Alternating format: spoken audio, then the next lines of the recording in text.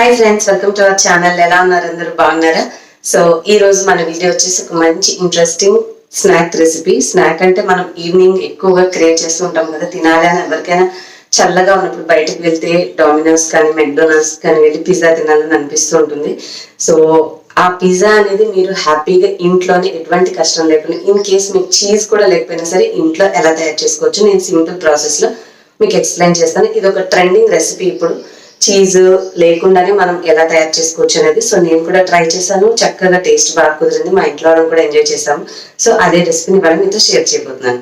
So recipe చూసే ముందు కొన్ని మాటలు చెప్పాలనిపిస్తుందండి. అది ఏంటంటే, మొన్న నేను మీకు పోస్ట్ చేసిన రెసిపీ మీద చాలా మంది చాలా బాగా సపోర్ట్ చేస్తూ కామెంట్ చేశారు. చాలా హ్యాపీ అనిపించింది. ఎందుకంటే నేను బాధపడ్డాను, అంటే ఇట్లా జరిగింది అట్లా జరిగింది అన్నారు అని చెప్పేసి. కానీ నన్ను బాధపడద్దు, మీరు మంచిగా చేస్తారు, ఎవరిని చూపించకుండానే మీ వరకు మీ కంటెంట్ తో కష్టపడుతున్నారు కాబట్టి మీరేం ఫీల్ అవ్వకండి అన్నారు.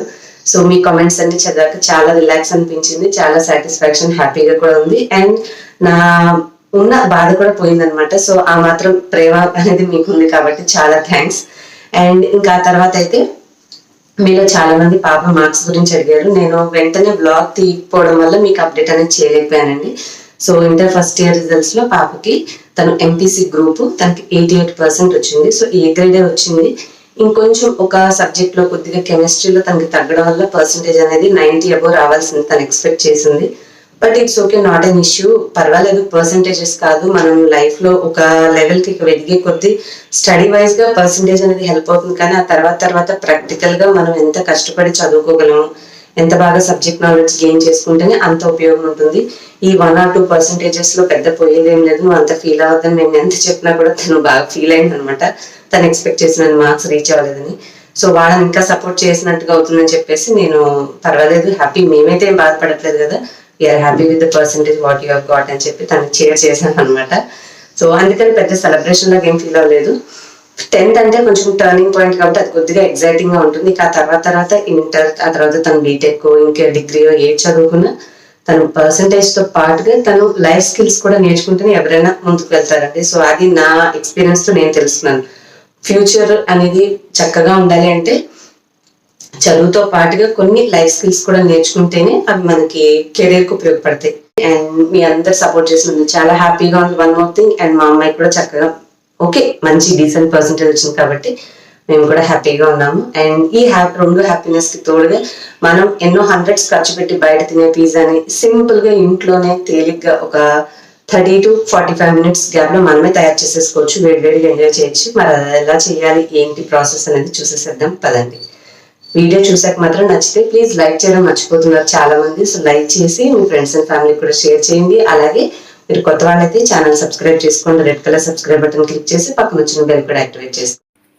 ఫైనల్ అవుట్పుట్ అయితే ఇలా వచ్చిందండి. చాలా అంటే చాలా పర్ఫెక్ట్గా మంచిగా కుదిరింది. సో మీరు కూడా చీజ్ లేకపోయినా సరే ఇలా ఈజీగా ఇంట్లోనే పిజ్జా అనేది రెడీ చేసుకోవచ్చు. దీనికోసం ఒక మిక్సింగ్ బౌల్ తీసుకొని దాంట్లో ఒక అరకప్పు, మీ ఇంట్లో ఏ గిన్నె ఉంటే ఆ కొలతతో ఒక అరకప్పు తీసుకోండి. కొంచెం మధ్యలో గుంట చేసుకొని మనము ఇందులోకి ఒక అరకప్పు పెరుగు వేసుకోవాలి. పెరుగు కూడా ముందే ఒకసారి వేసేయకండి, లూజ్ అయిపోతుంది కాబట్టి చూసుకొని సరిపడినంత వేసుకొని దానికి రుచికి సరిపడినంత ఉప్పు, కొంచెం బేకింగ్ సోడా, కొంచెం బేకింగ్ పౌడర్. ఒకవేళ బేకింగ్ పౌడర్ లేకపోతే ఇంట్లో వంట సోడా, బేకింగ్ సోడా ఉంటుంది కదా, అదైనా ఒక 1/2 టీ స్పూన్ వేసుకొని బాగా కలుపుకోవాలి. సరిపోతే ఇంకొంచెం పెరుగు అలా కలుపుకుంటూ మనము చపాతీ పిండి మరీ గట్టిగా కాకుండా సాఫ్ట్గా ఎలా కలుపుకుంటామో అలాగా బాగా కలుపుకొని రెడీ చేసి పక్కన పెట్టుకోవాలి. ఇలా చేసుకోవడం వల్ల మనకి బేస్ అనేది రెడీ అవుతుందండి. సో కొద్దిసేపు పక్కన పెడితే అది సాఫ్ట్ అవుతుంది, పిండి అనేది కలిసి నాని. ఈ లోపల మనము పిజ్జా సాస్ ఇంట్లో లేదు కాబట్టి టొమాటో కెచప్ అనేది మనం ఏ స్నాక్స్లోకైనా ఈజీగా ఇంట్లో ఉంచుకుంటాం కాబట్టి అదొక 2 స్పూన్స్ తీసుకొని దీంట్లో కొన్ని చిల్లీ ఫ్లేక్స్, అలాగే కొద్దిగా వెల్లుల్లి దంచినటువంటి తీసుకొని మొత్తం అన్నీ మిక్స్ చేసుకుంటే మనకి ఇన్స్టెంట్గా పిజ్జా సాస్ అనేది రెడీ అయిపోతుంది. సో పిజ్జా తినాలి అంటే పిజ్జా సాసే అవసరం లేదండి, ఇలా కూడా కస్టమైజ్ చేసుకుని మనము ఇన్స్టెంట్గా రెడీ చేసుకోవచ్చు. సో ఇలా రెడీ అయ్యాక దీన్ని కూడా పక్కన పెట్టేసుకుందాం. నెక్స్ట్ ఇప్పుడు మనం కలుపుకున్నటువంటి పిండి కొంచెం స్టిక్కీగా ఉంది కదా, దీంట్లోకి నేను ఏం చేశానంటే కొద్దిగా బటర్ తీసుకున్నాను. సో దీన్ని ఇలాగ కలుపుకొని చేయడం వల్ల డో అనేది కొద్దిగా సాఫ్ట్గా ఉంటే మనకి బాగుంటుంది పిండి. జస్ట్ నేను ఇందాక ఆయిల్ ఏమీ వేయలేదు కాబట్టి దాని బదులుగా కొంచెం బటర్ తీసుకున్నాను. మీరు కావాలంటే కొంచెం ఒక 2 స్పూన్లు నూనె వేసి స్టిక్కీగా లేకుండా ఫ్రీగా మనము పిండి అనేది కలుపుకోవచ్చు. సో రెడీ చేసేసి దీన్ని పక్కన పెట్టేసుకున్నాక ఇప్పుడు ప్లేట్కి నూనె కానీ వెన్నపూస కానీ ఏదైనా సరే మొత్తం పూర్తిగా అప్లై చేసుకోవాలి. నేను ఇక్కడ స్టీల్ ప్లేటు ఎలా చూసి తీసుకున్నానంటే, మనము ఎందులో అయితే బేక్ చేసుకుంటామో ఆ పెట్టే బాండీ కానీ కడాయి కానీ ఎంత వెడల్పు ఉంది, ఒక స్టాండ్ పెడితే ఏ మూత సరిపోతుంది అనేది చూసుకొని దానికి అప్లై చేసుకోండి. ఇది మీరు కొంచెం పిండి చల్లుకొని నార్మల్గా చపాతీ పీట మీద అప్లై అంటే రుద్ది దానైనా సరే ఈ మూతకు సెట్ చేసుకోవచ్చు. నేనేంటంటే చిన్నగా ఉంది కదా, సో కరెక్ట్గా పిండి ఎంత ఉందో దానికి సరిపోయే విధంగా చేతితోటి ప్రెస్ చేసుకున్నాను. మెత్తగా పిండి అనేది కలపడం వల్ల మీరేం చేయొచ్చు అంటే మామూలుగా చపాతీలాగా ఒత్తుకునైనా సరే దీంట్లో సెట్ చేసుకోవచ్చు. అది రెడీ చేసి పక్కన పెట్టుకున్నాక మనము చీజ్ లేకపోయినా కూడా ఇలాగ వైట్ సాస్ అనేది రెడీ చేసుకుని స్ప్రెడ్ చేసుకుంటే సేమ్ మీకు చీజ్ ఎలా ఉంటే కొంచెం అంటే మనకు ఆ సాగడం అనేది లేకపోయినా కూడా ఫ్లేవర్ అనేది ఎంజాయ్ చేయగలుగుతాము. దానికోసం నేను అరకప్పు పాలు అరకప్పు నీళ్లు స్టవ్ మీద పెట్టాను. అది మరుగుతుండే లోపల ఒక 2 స్పూన్లు మైదా పిండి కొంచెం నీళ్ళలో కలుపుకోవాలి. మరీ చిక్కగా కాకుండా కొంచెం పలచగా కలుపుకోండి. ఇలా చేయడం వల్ల ఏమవుతుందంటే మైదా పిండి నీళ్లు మనం పాలల్లో కలిపినప్పుడు ఒక్కసారే చిక్కగా పోసేస్తే గడ్డగట్టేసినట్టుగా అయిపోతుంది. అలా కాకుండా మీరు లంప్స్ ఏమి లేకుండా బాగా కలుపుకోండి. ఒకవేళ ఏమైనా ఉన్నాయని అనిపిస్తే కొంచెం నేను ఇక్కడ చేసినట్టుగా వడకట్టుకోండి. దానివల్ల అవి మళ్ళీ పాలల్లోకి వెళ్ళాక గట్టిగా ఉండలుగా మనకి స్మూత్ కన్సిస్టెన్సీ కనపడదు. సో అలా ఉండకూడదంటే నేను ఇలాగా ట్రై చేశాను. చక్కగా స్మూత్గా థిక్ కన్సిస్టెన్సీ చాలా బాగా వచ్చిందండి. మనం పాలు మరుగుతున్నాయి అన్నప్పుడు వేసేసి కలుపుకుంటూ ఉంటే కొంచెం మంటని హై ఫ్లేమ్లో ఉంచుకొని నిదానంగా ఇవి దగ్గర పడుతూ ఉంటుంది. ఇంకా ఇలాగా ఉన్నప్పుడు ఒక 1/2 టీ స్పూన్ మిరియాల పొడి వేసుకొని దీంట్లో కొంచెం వెల్లుల్లి, ఇందాక మనము కెచప్లో ఎలా వేసుకున్నామో అంత కొంచెం వెల్లుల్లి క్రష్ కూడా ఇందులో వేసుకొని కలుపుకుంటే మనకి చీజీ ఫ్లేవర్ ఎలా ఉంటుందో అలా వచ్చేస్తుంది అనమాట. పూర్తిగా చిక్కబడే వరకు కాకుండా కొంచెం పలచగా ఉన్నప్పుడే కాస్త మనము దింపేసేసుకుంటే చల్లారాక మనకు కావాల్సినంత సాస్ థిక్నెస్ అంటే ఎంత ఉంటుందో అంత చిక్కగా వస్తుంది. దించే ముందు ఒక 1/2 స్పూన్ బటర్ అలా వేసుకున్నారంటే మీకు టెక్స్చర్ అనేది చాలా బాగుంటుంది సాస్ అనేది. సో ఇట్లాగా ఒకసారి మిక్స్ చేసేసుకుని మనం దించేసుకుంటే ఈ వైట్ సాస్ అనేది కూడా చీజ్ బదులుగా స్ప్రెడ్ చేసుకోవడానికి రెడీ అయిపోయింది. సో మనం పిజ్జా సాస్ చేసేసుకున్నాం, అలాగే వైట్ సాస్ చీజ్ బదులుగా రెడీ చేసుకున్నాం, డో కూడా రెడీ చేసేసి ప్లేట్ మీద అది పెట్టేసుకున్నాం. కాబట్టి ఇక ఫైనల్ స్టెప్ వచ్చేసి బేక్ చేసుకోవడం. ఇది పొంగినట్టుగా రాకుండా మనం కొంచెం చివర్లో అద్దుకుంటే ఇట్లాగా ప్రెస్ చేసుకోవాలండి. మనకి పొంగకుండా కొంచెం ఫోర్క్ తోటి ఈ విధంగా గుచ్చుకోవాలి. బ్యాటర్ అంతా పైన అంతా డో మీద, బ్యాటర్ కాదు సారీ డో పిండి మీద అంతా కూడా ఇట్లాగా పోర్ చేసుకున్న తర్వాత మనం రెడీ చేసుకున్నటువంటి ఈ సాస్ని అంతా కూడా స్ప్రెడ్ చేసుకోవాలి ముందు. సో ఇది తయారు చేసేటప్పుడు ఏంటంటే కొన్ని కొత్త రెసిపీస్ చేస్తూ ఉంటాం కదా, మనకి నచ్చుతుంది, కొన్ని వెరైటీస్ చేసుకోవాలని ఇంట్రెస్ట్ ఉంటుంది కాబట్టి. సో నాకు చాలా హ్యాపీ అనిపించింది పిజ్జా చేసేటప్పుడు.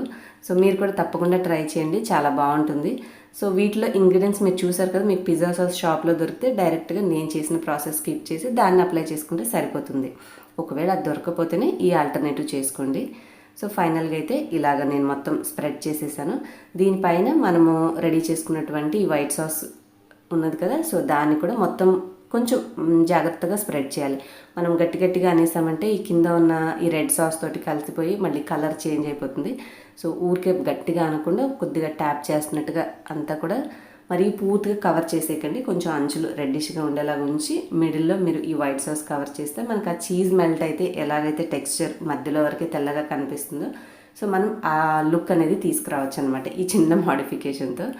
సో ఫైనల్గా ఇది అయిపోయిన తర్వాత ఇంకా టాపింగ్స్ అంటే మీ దగ్గర క్యాప్సికమ్, టొమాటో, లేదంటే ఆనియన్, ఉల్లిపాయ కానీ, క్యారెట్ అయినా, క్యాప్సికమ్ అయినా ఏవి ఉంటే వెజిటేబుల్స్ అవి. నా దగ్గర అయితే ఈ 3 ఉన్నాయి.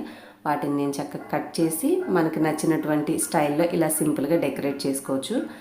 సో ఇంకా మీ దగ్గర స్వీట్ కార్న్ ఉన్నా కూడా పైన కొంచెం చల్లుకోవచ్చు అండి, బాగుంటాయి. సో నా దగ్గర ఈ పిజ్జాకి నేను యాడ్ చేయనటువంటిది ఓన్లీ హర్బ్స్ ఒక్కటి లేవు. సో దాని బదులుగా నేను చిల్లీ ఫ్లేక్స్ ఉంటే దాన్ని కొంచెం స్ప్రింకిల్ చేసుకున్నాను. సో ఈ విధంగా వెజిటేబుల్స్ అన్ని టాపింగ్ చేశాక కట్ చేసేటప్పుడు చిన్న ముక్కలు మిగిలితే అవి వాటిని ఎందుకు అలా వదిలేయడం అని చెప్పి చిన్న డెకరేషన్ లాగా ఇలా కూడా చేశాను. సో ఈ పిజ్జా డెకరేషన్ ఎలా ఉందనేది తప్పకుండా కామెంట్స్లో చెప్పండి, మీకు నచ్చిందా లేదా అనేది. సో మన క్రియేటివిటీ ఇలా అన్నీ రెడీ చేసేసాక కొంచెం చిల్లీ ఫ్లేక్స్ చల్లుకోండి. మిక్స్డ్ హర్బ్స్ ఉంటాయి కదా, ఆరిగానో అవన్నీ, అవి ఉంటే అవి కొద్ది చల్లుకోండి. నా దగ్గర అయితే లేవు. సో అవి ఉంటే అది ఇంకా బాగా మంచి ఫ్లేవర్ అనేది వస్తుంది. ఫైనల్గా ఒక బాండీ పెట్టుకొని దాంట్లో అడుగున మనము ఇసుక కానీ ఉప్పు కానీ వేసేసి ఆన్ చేసుకొని కొద్దిగా వేడెక్కిన తర్వాత ఏదైనా స్టాండ్ లాంటిది పెట్టుకోండి. పెట్టుకున్నాక ఈ ప్లేట్ నేను ఇందాక చెప్పింది ఇదే అనమాట. మనకున్న బౌల్ని బట్టి సైజుని బట్టి ప్లేట్ అనేది చూసుకొని పూర్తిగా కవర్ అయ్యే మూత ఏదైనా పెట్టుకుంటే ఒక 20 నిమిషాల నుంచి 30 నిమిషాల మధ్యలో మీరు ఎంత మందం పెట్టుకున్నారనే దాన్ని బట్టి అది కాలిందా లేదా తెలిసిపోతుంది. కాలితే ఏంటంటే మనకి అంచులు అనేది వదిలేస్తుంది కాబట్టి చూసుకోవచ్చు. సో ఫైనల్గా అయిపోయిన తర్వాత కట్ చేసుకొని మీ ఫ్యామిలీ మెంబర్స్తో ఎంజాయ్ చేయడమే. హోప్ మీకు ఈ రెసిపీ నచ్చిందని అనుకుంటున్నాను. నచ్చితే like and share. Thanks for watching.